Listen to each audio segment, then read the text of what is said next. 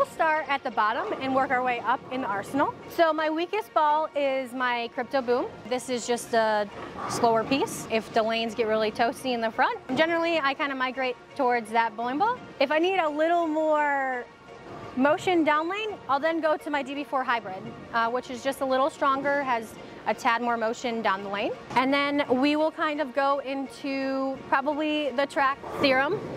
This one has not had a lot of time on the lanes this year. However, I think there's a time and place for certain bowling balls, and I feel like this week is going to be the week for that. This is drilled just a little weaker on the asymmetrical pearl side. I did add in a piece, the hammer effect. I feel this will give me kind of more motion down the lane, little early hook, and it's continuous through the pins. I really love this ball. It's my go-to ball on the women's tour, so that has been very helpful. And then we will kind of jump into the symmetrical solids. I do have Track Cypher. This is a bigger, slower piece. Generally, I kind of need a bigger core to kind of eat up the front and then slow down lane. A step above that would be my Troublemaker. This is drilled just a little stronger, closer to my PAP. So that's going to be earlier and more continuous. A step up from that would be my Obsession Tour. That ball is kind of a symmetrical based off of numbers. We added in that piece to be a little earlier and harder flip down lane, basically my benchmark ball for the entire season. A step above my Obsession Tour would be the Infinity. This is very, very early and very slow off the end of the pattern. This is more to control the front and back, and this generally be my ball that has a lot of surface on it, just so I can, one, either break down the lane, or I can just kind of use the early friction and kind of lay it off towards the end of the pattern. And then my big monster would be the Extreme Envy. That ball is drilled just a little slower, so it's not as hard and uncontrollable off the end of the pattern. So I generally start with this ball and then kind of go down the line. And then last but not least is my Hammer Turbine. My spare ball, my baby, has been great this year. That's my go-to ball. So we're gonna start with this one. The most important ball of the week, 100%. Spare ball, plastic, what I'm probably gonna use the most and what I need to feel the best. It's the US Open. You always put a urethane ball or two, and this is my favorite one. I have 3 currently with me. I use 3 at the Queens, and then we narrow it down to the purple tank because it goes a little long. The red one is a little earlier for me. Erin and I like this one a lot better because we throw it slower. We can like left throw it a lot more and still kind of stays in the little tube. Stronger covers to weaker covers. I have a Pride Dynasty. It's like my big ball. Digs in the oil a lot. It doesn't get too forward though, so that's why I picked it, that's why I liked it. The key is to pick whatever you feel the most comfortable with. The Raptor Fury is a 2-inch. US Open is weird, it's different. It's not weird, it's different. It's hard, it's always gonna be hard. They're always gonna be flat. At the end of the day, just trying to find bowling balls that are useful on the 3 patterns. Primal Shock, strong one too, but it's cleaner than these ones. It's like a little step down. I like it. Ghost, Jackal Ghost. I feel like it's like the Venom Shock, you know, like you always have to have a Ghost and a Venom Shock in your bag. I normally have more shocks, but I mean I have so much variety that I like it. ASIM, probably just picked it for one pattern. But I mean, that's the advantage obviously of having 10 bowling balls, that you can still have this one and I still have 9 more that I like. Venom Shock, I feel like I don't need any explanation for it, right?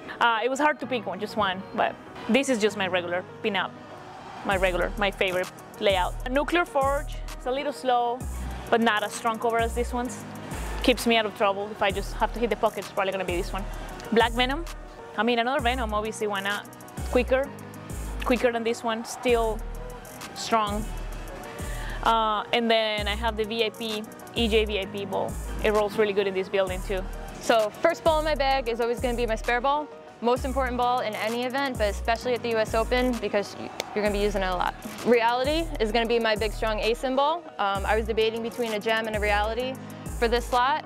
Threw it across different patterns and I felt like this one was a little more versatile, so first one at the top of my bag. So next up we have Virtual Energy Blackout.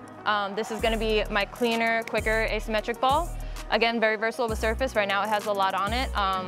I'll probably take it up for the first pattern and then back down for the second one is kind of the game plan at the moment. Next up, we have trusty idle. This is going to be my big, strong, symmetric ball.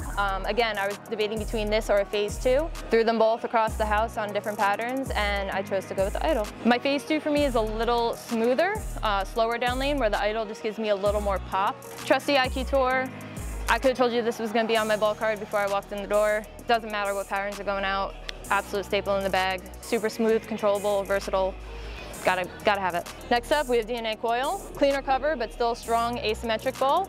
This is not normally one that, you know, I thought would be on my card going into this week, but it looked fantastic across all the different patterns.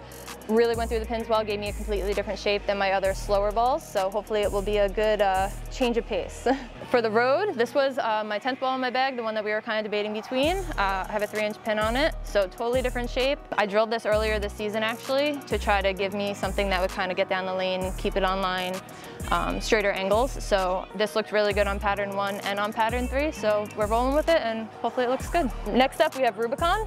This one I have a little bit of a different layout on it. It's pin in the palm. This layout really helps me kind of blend the lane front to back.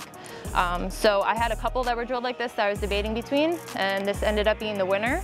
This is one of my favorite staples, so you know, you kind of got to go with what you're comfortable with, especially when you're in that this or that situation. You will notice that a lot of my covers, especially on the bigger, stronger balls, are polished. That's just because my ball roll and my ball speed, I'm usually fighting the front part of the lane, so I need help to kind of get it through and store energy down lane. So that's a trick that's worked really well for me. Next one, we're going to go to the RSTX2. You're going to notice I have the same layout as the Rubicon on this one. So these are kind of my 1-2 punch that are always in my bag. I can go from the Rubicon once that gets a little bit slow or a little early, I go right to this ball. I'm a creature of habit, and when I have a ball that I've had success with and that has worked really well for me, I have confidence in that. So especially in an event like this, I want to go with what my gut's telling me, and that's going to be the balls that have worked in the past. At the bottom of my bag, we have High Road Pearl. Again, would have been on my card no matter what patterns we bowled on today. Honestly, today through practice, it really didn't look all that great because I never really got to that point where you would need it.